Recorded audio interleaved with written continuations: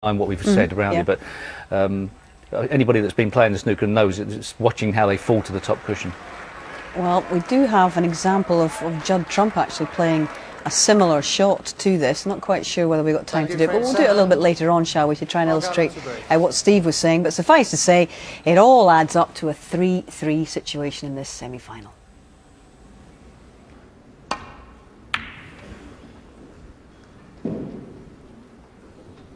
Well, it's certainly bubbling up now, this match. No matter what happens, you're in for a feast of snooker this evening. The worst way, going to be a 2-frame difference between either player. And I don't know about you, Willie. I mean, we all love the big breaks, but you can't be an odd, unexpected miss or two, can you, to get the excitement level going up? Well, apart from the second frame where Ricky made 1-2-4, even though Mark Allen made an 85 in the third frame, it was a frame that there was 2 or 3 chances to each player, and that's the way the match has been. Nobody's killing a game off in one visit. And like you rightly say, it should certainly be exciting tonight, as was yesterday's match. In some people's opinion, maybe not the 4 players they would have thought would have got to the semi-finals, but boy, we've had some good snooker this week.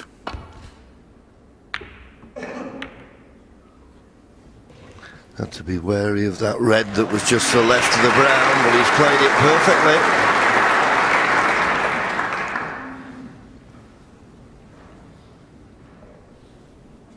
It looks as though Mark can just get through to this red to screw back to the baulk cushion. But where's the red he's played going? Where's the red going to finish? Well, what a misjudgment that was. He was hoping that red was going to career into another one, and in all honesty, it should have done. It was straightforward, but he missed the second red. Depends how attacking he wants to be here. I mean, obviously the problem is going to be the black is going to go back onto its own spot and tie it up, so he may well decide to play for a different colour rather than the black off this red. Yeah, I don't blame him for that, because he'd like to get rid of the one above the black spot at some time before potting the black if he can.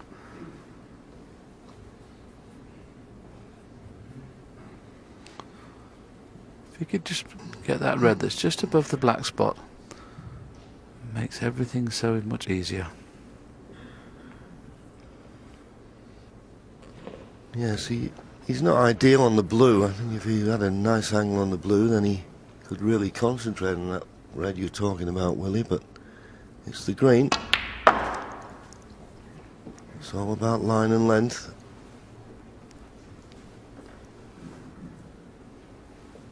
Now we'll have a check to see where the pink will go when it's respotted.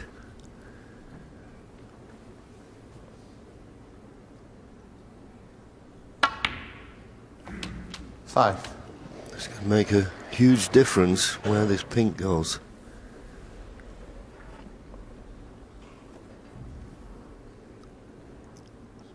I think the pink will go on its spot, but is it going to be potable? That's the main thing. 11. Well, certainly not in the corner pockets. Maybe a slim chance of playing it into the left middle, so he's going to have to concentrate on the blue for a few shots, you would have thought. This is amazing, isn't he? The last few shots, he just hadn't had the angle to get rid of that red, and of course he's running out of balls. Now, he has got a good angle on the blue here. Will he risk just trying to get that gap? He's coming around to see if anything else is available.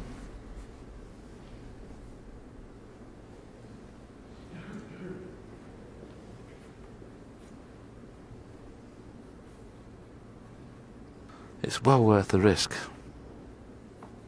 I'm not saying that's the shot he'll play, but you can imagine if he was to play that, and he's got control, he would be on either of those 2 reds which are interfering with the black spot. It'd be a very precise shot, and he didn't fancy it. Well, thought it was too risky. I agree with you, John. Play that 17. line, because if you underhit it, you're on the important red. If you overhit it, you've got the kiss. But I mean, he's in a bit of trouble now because he's not bound to get on a good colour from here. 18. Will we play it this time?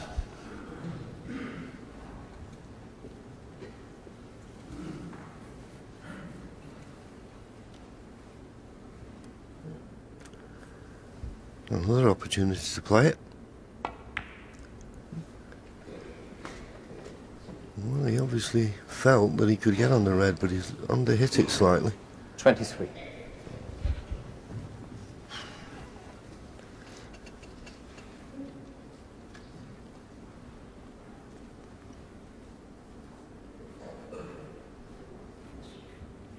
This could be the key shot to the frame. I'm not certain. I mean, he's avoided playing for the black so far. I don't think he can avoid playing for it this time. Well, he's finished on the pink to the middle.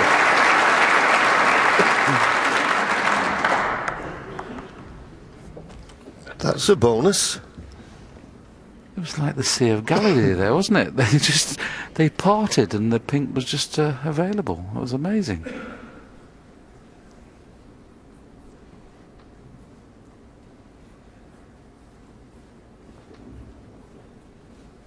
Amazingly enough, the pink didn't move. There was 3 reds kind of either side of the pink there, and somehow the reds moved, the pink didn't, and he's perfect.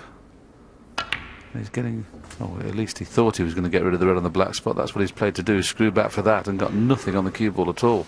Yeah, it was one of those, wasn't it? He was frightened of overscrewing it. 30. And in the end, didn't really fully commit.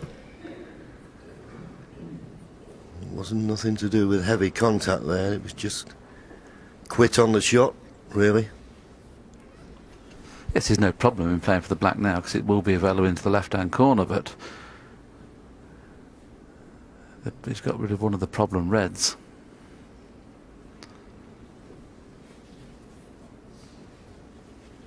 The red in the middle is the easiest shot, but if you're playing for blue or bought colour, if he plays that one, always going for the top pocket. These are a little bit twitchy. These are a little bit twitchy. Well done, everyone.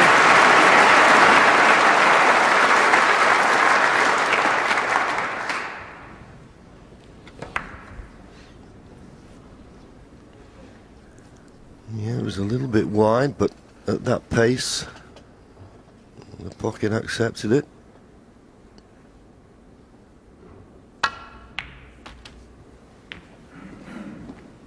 Now, where does this black go?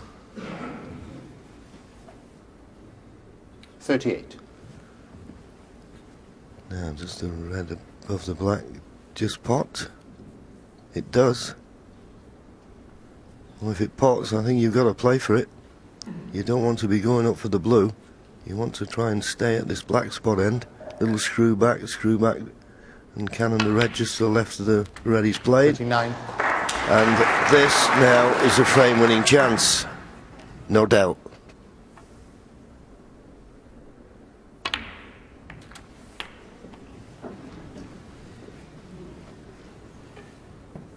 $46. Pot success, 93% each, but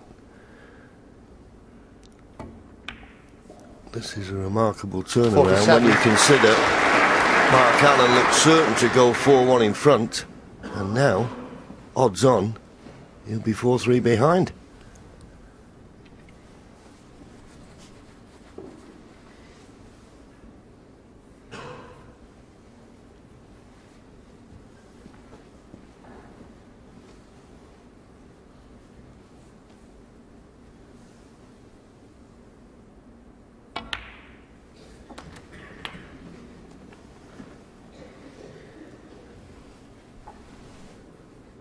$54.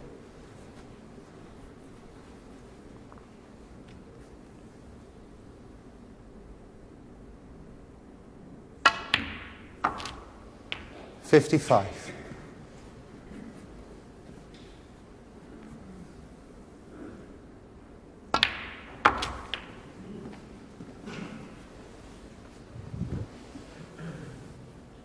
$61.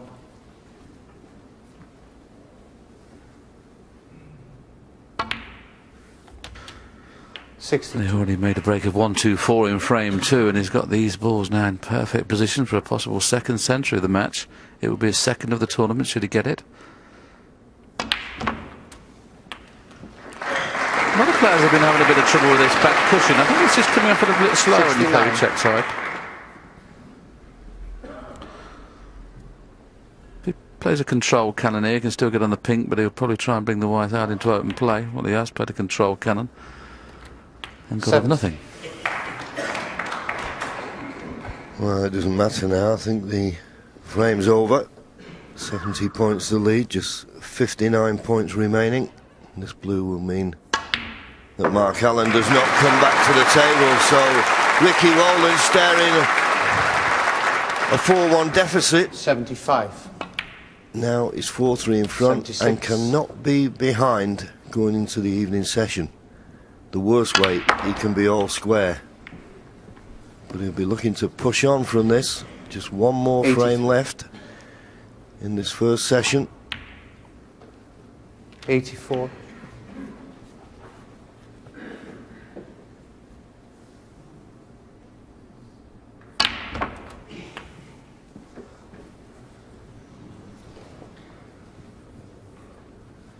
$91.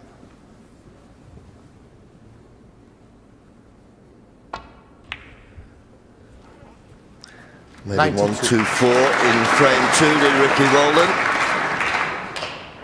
And, well, the awkward last red. Up to try and get on. And he's decided to leave himself the double. 98. We're going to see the second century. It depends on this. That was unlucky, but once again, Ricky Walden got a gift of an opportunity from his opponent, and these misses and mistakes by Mark Allen are helping Ricky Walden a lot. He now leads by 4 frames to 3. One more left in this session.